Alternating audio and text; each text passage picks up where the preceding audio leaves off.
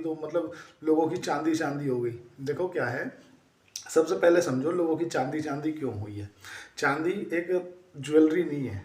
चांदी जो है ना वो और कंपनियों के लिए, इंडस्ट्री के लिए एक रियल अर्थ मटेरियल भी है।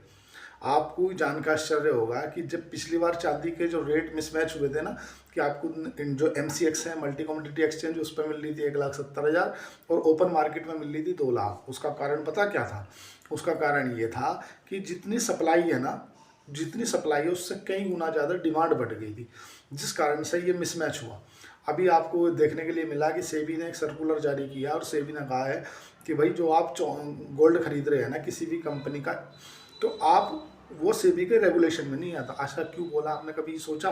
मैं बताऊंगा कैसे क्यों बोला। देखो क्या है, अगर हम रुपया भी यूज कर रहे हैं ना, तो उस जितना रुपया प्रिंट कर रही है ना भारत सरकार, उतना गोल्ड भारत सरकार के पास रखा है। मतलब क्या है कि जितना रुपया मार्केट में सर्कुलेट हो रहा है ना, उतना गोल्ड RBI के पास में रखा है।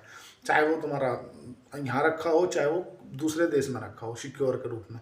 तो सीधी सी बात है, जब हम कोई भी चांदी के या सोने का हम किसी भी मतलब अन्य किसी प्लेटफॉर्म से खरीद रहे हैं ना, तो उसके पीछे गोल्ड है या नहीं है, या वैसे ही कागज चालू को रखा है, इस बात को सर मतलब ऑडिट कौन करेगा? तो भाई जो एक फाइनेंस के डिपार्टमेंट में जो मेन आदमी है ना, वो सेबी है।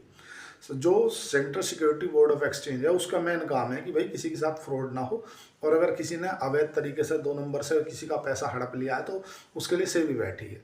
पर सेबी ने ये कह दिया कि भाई इसका हमारे है हिसाब किताब आता नहीं, और ना हमने इसकी कभी ऑडिट नहीं करी। जो आपने देखा होगा जो गोल्ड के ETF वगैरह होते हैं ना, या बहुत से मतलब डायरेक्ट ही कोई ऐप के माध्यम से बेच दे रहे हैं, जैसे पेटीएम। जैसे आपने देखा होगा जिस दिन ये सेबी का नियम आया, पेटीएम बहुत गिरा। चांदी के ऊपर चढ़ने के पीछे वजह क्या है कि चांदी की डिमांड बढ़ गई है। डिमांड बढ़ गई, सप्लाई उतनी है नहीं, तो चांदी का गिरना